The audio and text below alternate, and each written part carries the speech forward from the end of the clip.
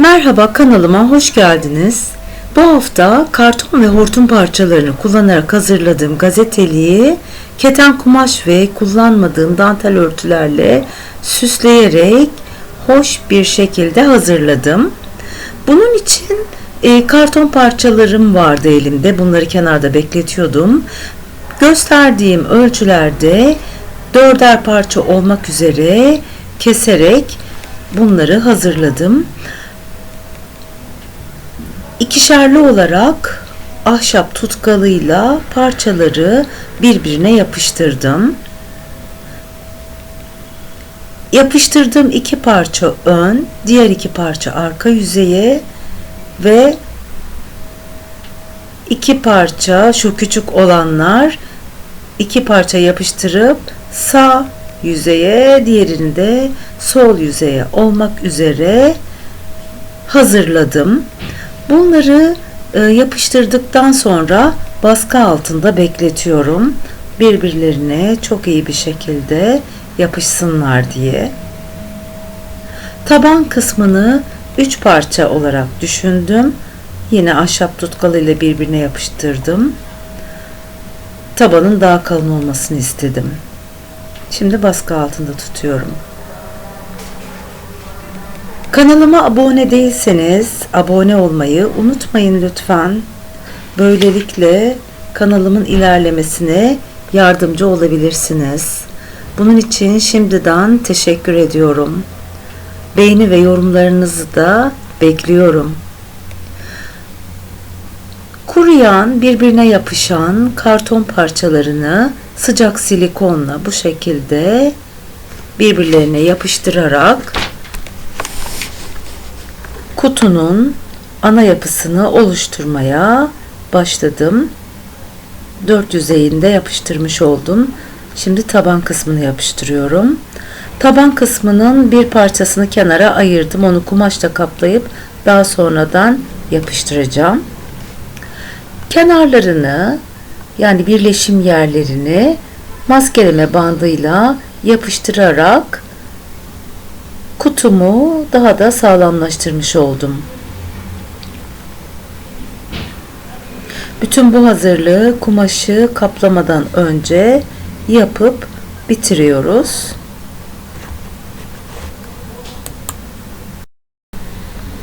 Evet, şimdi kumaşa geldi sıra.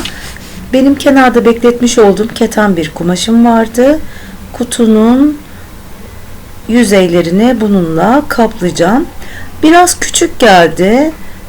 O yüzden bir yüzeyine ekstra olarak artan parçalardan bir kesit oluşturacağım. Üzerine yapıştıracağım sonrasında.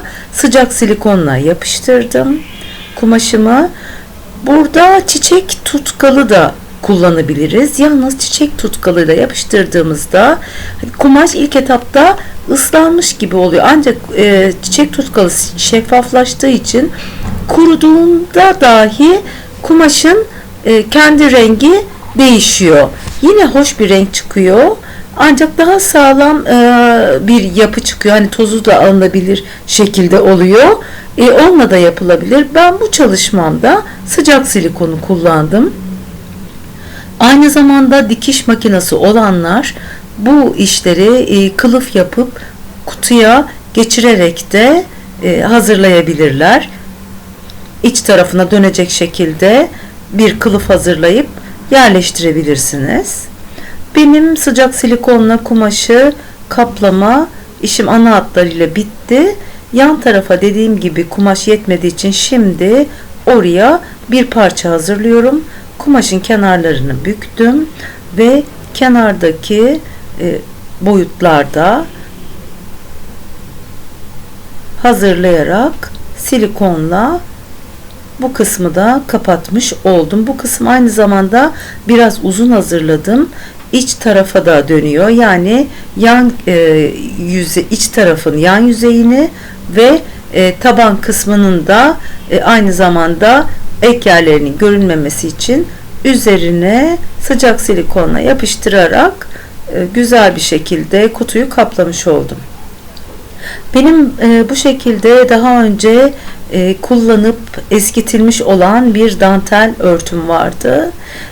Bunları tabii ki ben atmadım ya da vermedim. Değerlendireceğimi düşündüm. Şimdi bunları boyayıp kutumun üzerine yerleştireceğim. Multisurface lacivert rengiyle boyadım. Akrilik boya da kullanılabilir. İkisiyle de ben denedim. Herhangi bir sorun çıkmıyor. Silikonla ön ve arka yüzeyine aynı örtüyü boyayarak yapıştırdım. Üçüncü bir örtüyü de boyadım. Bunları üst tarafa bu şekilde yerleştirerek kullandım. Arka tarafa da kalan parçayı yerleştirdim. Bu ön tarafa sağ ve sol olmak üzere, arkaya parça tam olarak yetişmediği için tam orta kısma yapıştırarak farklı bir şekil oluşturdum. Yan yüzeyi kumaşla kapattığım için burada bir birleşme yeri oldu. Bunu da halat yapıştırarak gizledim. Hem de hoş bir görüntü oldu. Halat böyle işlerde çok işe yarıyor. Bu kısmı keserek içeri büktüm.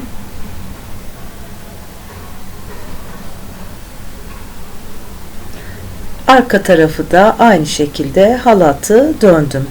Şimdi hortumu kutuya sap yapmak için kullanacağım. Hortumu kumaşla sarıyorum. Başlangıç ve son kısmına silikon sürdüm.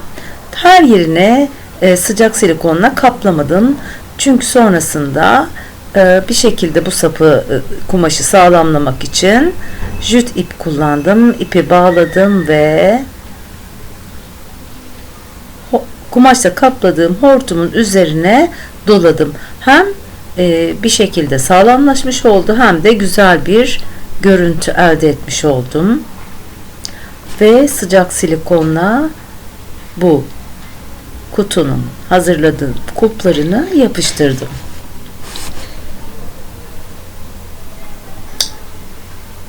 Gayet beğendim, güzel oldu. Taban kısmını da kumaşla kapladım. Yere tam olarak basmaması için karton parçalarını dörderli olarak kesip birbirine yapıştırdım. Hani 4 küçük parçayı yapıştırdım. Bir tane bu şekilde kare ayak elde ettim. Bunlardan da 4 tane hazırlamış oldum. Bunları kağıt bantla sardım. Sonra lacivert rengine boyayarak bir şekilde orada üst tarafıyla uyum yaratmış oldum. Ve hazırladığım bu taban kısmını, ayaklı taban kısmını kutuma yapıştırdım. Artık çalışmamın yavaş yavaş sonuna geliyorum. Kulp bana çok boz geldi. Biraz ışıltı katmak istedim. Burada metalik gold rengiyle kumaşı boyadım. Bu projede şunu da öğrenmiş olduk. Kumaşları boyayarak istediğimiz renkle güzel sonuçlar elde edebiliyoruz. A4 kağıdına daha önce bastırdığım bu çiçek motiflerini kestim. Ayrıntılı olarak kestim ancak.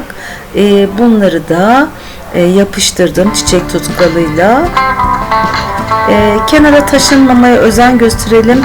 Çünkü kumaşta leke oluyor. Çiçek tutkalı daha önce belirttiğim gibi rengini değiştiriyor. Bir sonraki videoda görüşmek üzere. Şimdilik hoşça kalın diyorum. Bu arada Safari'de bana eşlik ettiği için o da görünüyor.